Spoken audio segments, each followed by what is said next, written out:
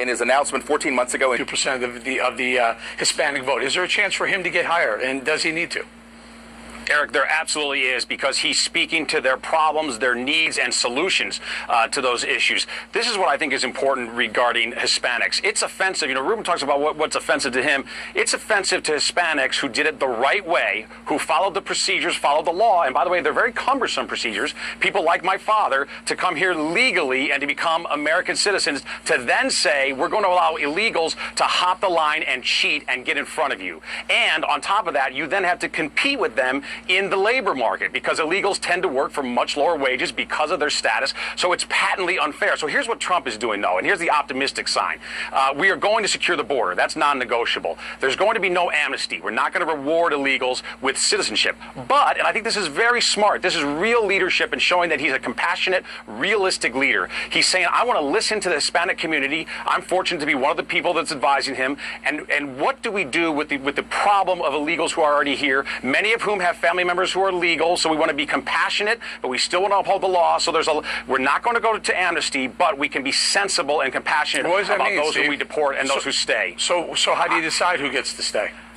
I think, well, number one, we have to be more aggressive about making sure that dangerous people are deported immediately. So that's step one. I think step two, the dangerous people. Now what? What about the other whatever? 11. What I'm going to advise, what I will advise to him is this: is people with families are allowed to stay. We're not going to split up families. I would also advise that we have a longevity check. So if you've been here longer than 5 years, for instance, longer than 10 years, you get preference. But there still has to be a process, by the way. You're not just. There's no get out of jail free card. You're not just allowed to stay. There has to be a process, a penalty, a financial penalty. Okay. There might perhaps be a touchback. Ruben, here's part of my problem. I'm listening to this. Listen, I've been on. Too, when you say that there's a softening, there's a potential softening. Mr. Trump has made no decisions yet. But again, he's doing what a real leader does. He's listening to input from important people. And he wants to reach out to Hispanics because there's such a large constituency in America. They matter. And by the way, they're not doing well. So even though Hispanics are giving their votes lately to the Democratic Party, they shouldn't, because the Democratic Party takes them for granted. And Hispanics have done very poorly under this recovery. Right. Hispanic household wealth is 1/10 of white household wealth. Guys, a big debate may be underway. The details right after this. In the Factor follow-up segment tonight, the growing controversy around the Clinton Foundation, with new questions about access and pay-to-play allegations. Hillary Clinton's most diehard supporters are using grim rhetoric to defend the foundation. The Clinton Foundation was taking no money for the Clintons, raising money from rich people, and giving it to poor people. And all of a sudden, the press has decided that we're going to go after this and shut it down. And you know what? You're probably going to be successful. And they're going to be people that are going to die because of this. Joining us now with reaction from Tallahassee, Peter Schweitzer, the author of the big bestseller Clinton Cash, now out in paperback. Peter, James Carville said people are going to die if you shut down the Clinton Foundation. True or false? Well, I mean, James Carville, with all due respect, doesn't know what the Clinton Foundation does. First of all, it doesn't give money to poor people. It gives money to highly paid consultants who are on the Clinton Foundation payroll. Second of all, his claim that the money doesn't go to the Clintons, it does, indirectly. I mean, Bill Clinton wrote a book called Giving a few years ago, which was about the Clinton Foundation. He took the advance, which was about $1 million, for himself personally. And third, to the point that people are going to die, that is ridiculous.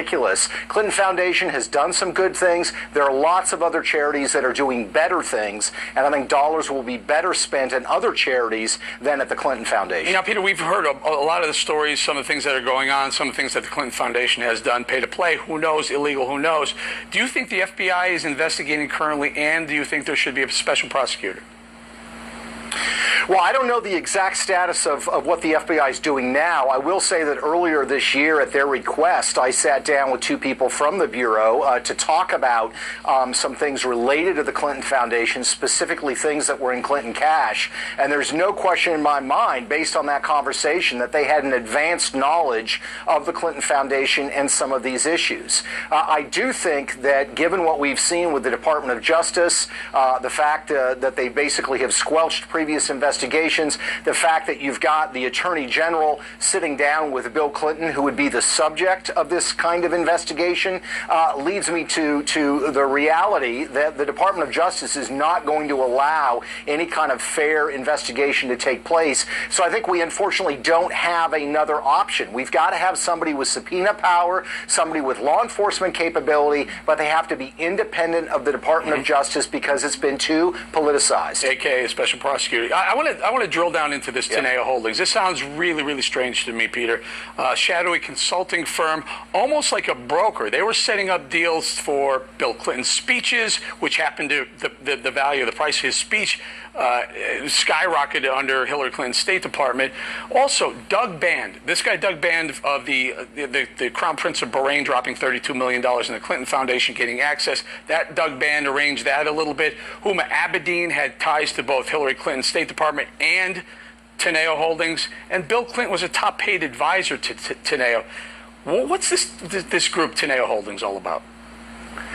Well, it's a great question, Eric, and there's a lot of mystery there because unlike the Clinton Foundation that, of course, has to file tax filings, 990s with the federal government, Teneo is a privately held consulting firm. And what we know is, like the Clinton Foundation and the State Department, there was this massive blurring of lines between the two. The same is true with this consulting firm. I mean, Huma Abedin at one point was on the payroll of the State Department, the Clinton Foundation, and Teneo Holdings all at the same time.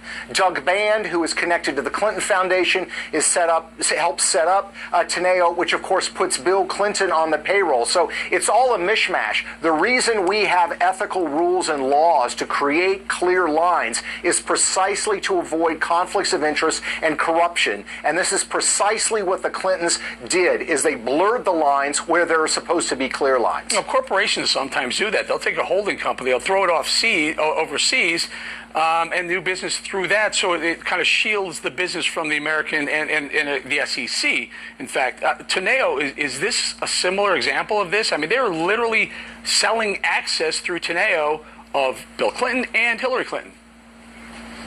Yeah, and what I would ask people to do, Eric, is go look at their website. I mean, the website for this consulting firm is We Open Doors, we help get access, we help make things happen. And where are they set up? They are set up in political capitals around the world, and it is populated not so much with entrepreneurs and businessmen, but with ex-government officials that have relationships in their relative countries. Yeah, so it's a classic example of influence. We got to go, but I find it wildly interesting that they started doing business, not when they were founded, but when they started doing business, 2009. Guess what year Hillary Clinton started being the Secretary of State?